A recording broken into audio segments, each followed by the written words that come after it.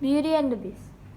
Once upon a time, there was a very rich man who lived with his three daughters. The two older daughters looked at anyone who didn't dress as well as they did.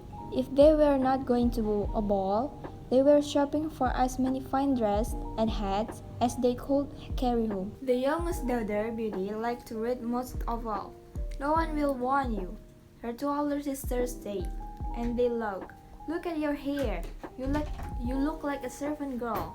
Beauty didn't know why they talked to her in meanwhile, but she said nothing. One day, the father got some very bad news.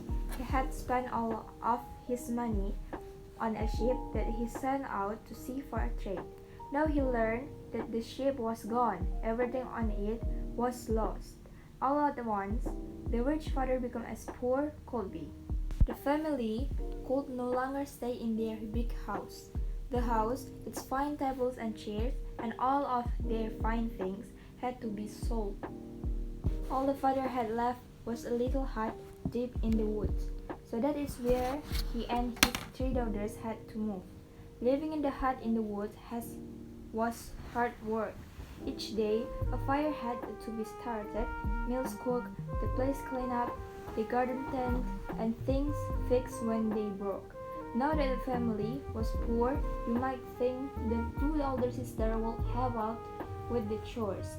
Think again. She looks like such mess, they said, turning up their nose at Beauty. She might as well serve us, and so Beauty did all the hard work. And then, good news, the father's ship came to shore.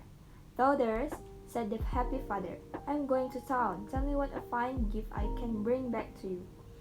Bring me the finest dress from the finest shop, said the eldest sister. I want one just like it, said the middle sister. And you, Beauty, said he. All I want, father, said she, is a single rose. Can you believe her? Said the eldest sister. What a fool, said the middle sister. They both laughed. Girls, said the father, if that is what Beauty wants, that's what I will bring back for her. The father was on his way home when he thought, I forgot all about the rose for Beauty. All at once, the sky turned black. Oh dear, he said, a storm is coming. A moment later, heavy dark rains fell from the sky. Soaking wet and tired, the father saw a blink of light from far away. He went closer to the light, hoping it means there was some place he could ask to stay the night. When he got up close, it was a large place with candles in all its windows. It's very old, but the garden gate was open, and so with care the father stepped in. Hello, he said. No answer. There before him was a great feast over a long table. Hello, he said again. Still no answer. The father sat down in front of the fire to warm himself, and he waited, but still no one came. I suppose it would be all right if I stayed back, said the father. He took a quick bite from the feast, found a bedroom, and fell fast asleep. The next morning, the table was laid again, but this time with breakfast. Again, most old. No one was around. I suppose I should leave, said the father after a while. On the way out, he passed a rose garden. I will take just one, said he, and he picked a rose for Beauty. Just then a loud storm came up from behind him. Roared a voice. You took my rose. The father spun around. There before him was an awful hog monster. I'm sorry, I didn't know, it said. You will pay for this. The beast yelled. You will die. The father fell on his knees. Please, don't kill me. I only picked the rose for one of my daughters. Oh, so you have daughters, said the beast. Well, if you one of them will come and stay here in this place, you will be free. If not, you must return yourself in 3 months and take your punishment. When the father got home, Beauty could tell something what was wrong. What is it, father? She said. Oh, nothing, said he. But she knew that was not true. At last, the father told his girl what the beast had said. This has all spent because I asked you to bring home a rose. Beauty, said Beauty. Well, go there, in your place, or else you will die. "No, I can't allow that," said the father. "I am old and don't have so much longer to live. You are young, you must not do this for me." But Beauty would not change her mind. And 2 days later, the father took Beauty to the place where the beast lived. "So this is your daughter?" said the beast, looking at Beauty. "Yes," said she. "I will stay here, and that means my father is free to go." "That is what you said." "Yes," said the beast. The days were long, and there was no one for Beauty to talk to at the place. Every night at 9, the beast would come for dinner. At first he would only grunt, and she said nothing. After all, it was not easy to be a prisoner, even if it is at a palace. Then one time at dinner, he made a little joke and she smiled. Another time, he made a comment and she looked him in the eye. After that, he would ask her about her day and she would tell him. Not long after that, Beauty came to a part of the place she had not seen before. Over a door was a saying, "Beauty's room." The door was open. Inside the room were shelves of books to the ceiling, a piano, and a cabinet of fine dresses just her size. Now there was much to talk about at dinner. One night, at the end of dinner, Beauty said, "Beauty, I love you. Will you marry me?"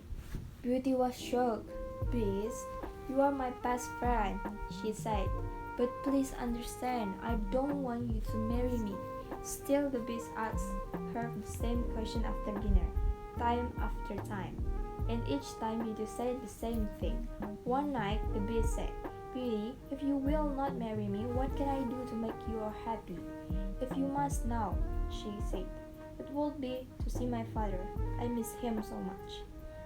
The next night, the beast gave Beauty two magical items, a magic mirror and a magic ring. "If you want to see your father, just ask the magic mirror to show him to you. If you are ready to go back home, turn the magic ring on your finger 3 times and ask the mirror to take you there. When it's time to come back here to the palace, turn the ring 3 more times and ask the mirror to come back.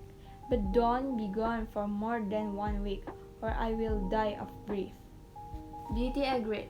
When she got back to her room, she looked in the magic mirror and asked to see her father. And there he was in the bed, and looking so sick he could die. In fear, Beauty turned the ring on her finger 3 times. "Please, magic mirror, take me home right now." And she was back. Ah, such a joy! When her father looked up and saw Beauty, for much of why he was ill was in knowing that Beauty was stuck in the place, all because of him. Beauty stayed by her father's bed for hours.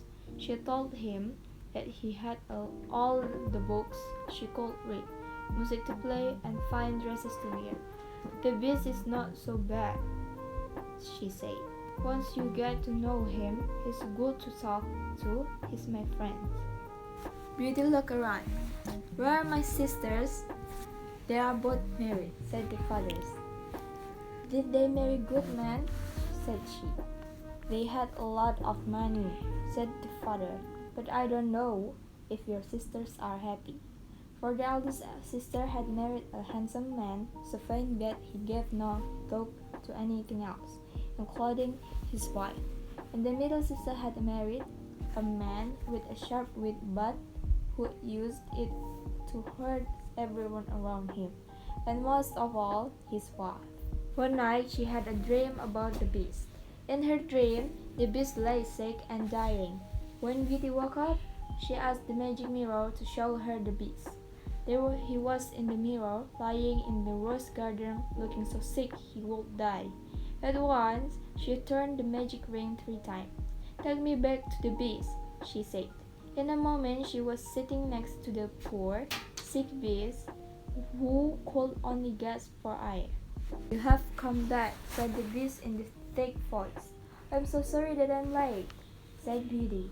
I couldn't bear the idea that you may not come back to me. I'm afraid it is so late for me now. His eyes closed. No, cried Beauty. Don't leave me. Just then she knew in her heart what was true. I love you, she cried out. Please come back. If you only come back, I will be your wife. Tears rolled down her cheeks. Just then, the beast opened his eyes. Beauty, you did it! In a flash, the beast was changed to a handsome prince. Beauty didn't know what to think of this change. Ah, Beauty, said the beast, and he told her his story. Years ago, when he was a prince, an evil fairy had put a spell on him. He must stay a beast forever, until a maiden loved him for who he really was. Now she had broken the spell, and so Beauty and the Beast were married. They lived happily ever after. Thank you.